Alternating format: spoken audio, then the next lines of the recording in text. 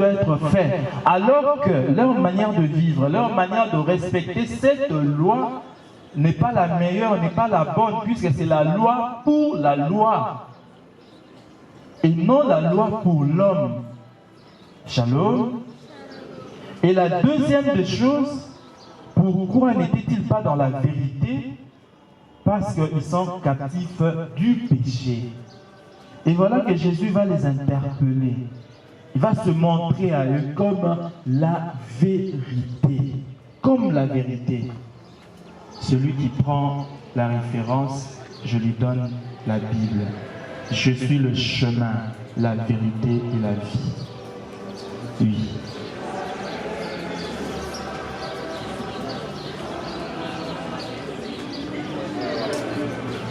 Shalom. Shalom. Shalom. Regardez, s'il vous plaît, je vais vous demander quelque chose. Vous savez, dans notre vie, chacun de nous, suivez s'il vous plaît, et retenez ça par cœur. Je vais vous relater quelque chose de 3 secondes. Et vous gardez ça dans votre cœur.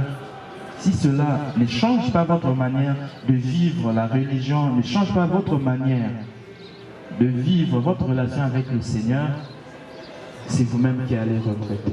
Il y avait un homme qui avait 4 femmes. Suivez très bien. Vous allez voir pourquoi je voulais interpeller l'ami. Il y avait un homme qui avait 4 femmes. Il s'occupait très bien de la 4e femme.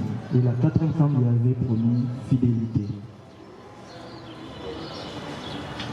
La 3e femme aussi lui était fidèle.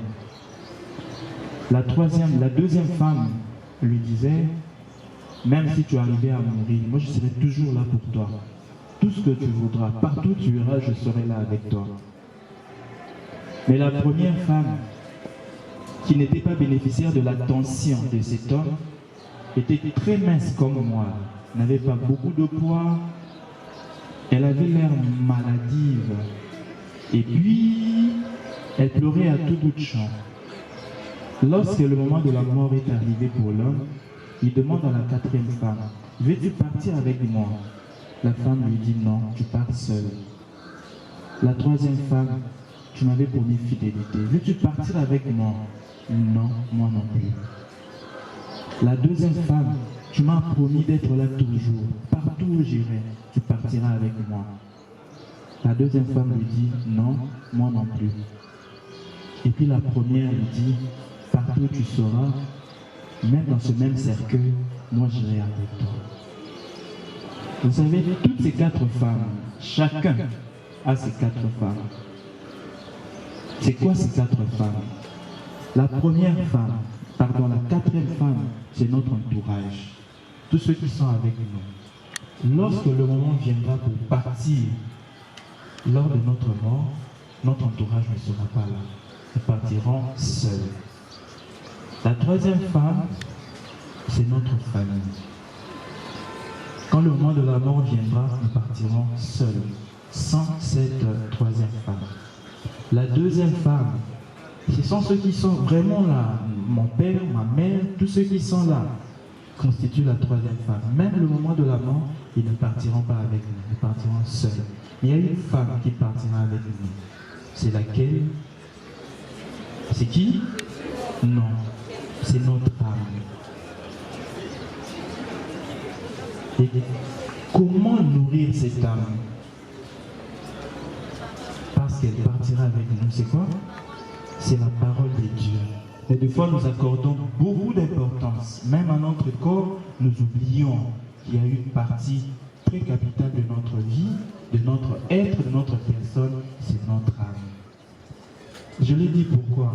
Quand j'ai posé cette question, j'ai vu la lenteur que nous avons eue pour répondre. Mais il y a des chants que nous bloquons par cœur, du début à la fin, sans sauter même un point. Shalom, apprenons à donner de l'importance à ce qui est important. Shalom, je continue. Jésus se présente à eux comme cette vérité. Pourquoi? Parce que il est réellement. Cette vérité que l'homme doit connaître. Cette vérité que l'homme doit vivre. Alors, en Dieu, la vérité n'est plus une idée, la vérité n'est plus une conception, c'est que je me fais, mais la vérité devient une personne à imiter dans ma vie. Élève que je suis, imiter ce Dieu qui est vérité. Imiter ce Dieu qui est vérité. Qu'est-ce que cela peut vouloir dire pour nous? Imiter ce Dieu qui est vérité, ça peut dire quoi pour vous? L'homme. Pardon? L'homme.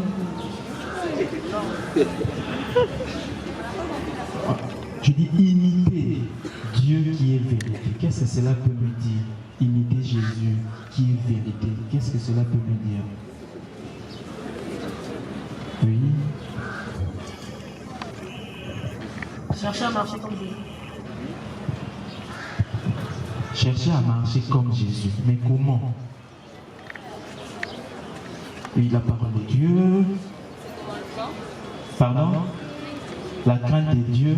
Quand on vit dans la crainte de Dieu, on fuit quelque chose. C'est lequel? Le péché. C'est le péché qui nous rend esclaves pour que nous ne soyons pas dans la vérité. C'est le péché qui nous rend esclaves.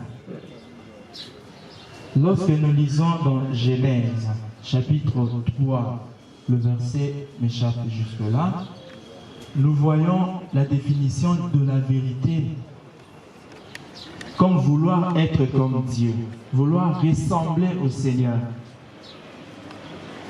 Le diable qui dit à la fin, il ne veut pas que vous mangez de ce fruit pour que vous soyez comme lui.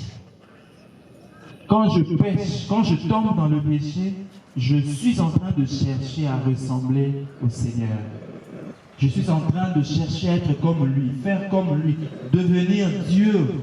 Dieu n'est plus le poteau indicateur de ma vie, je deviens moi-même principe de ma vie. Je fais comme il me semble bon. Et dans Psaume 51, le péché est défini comme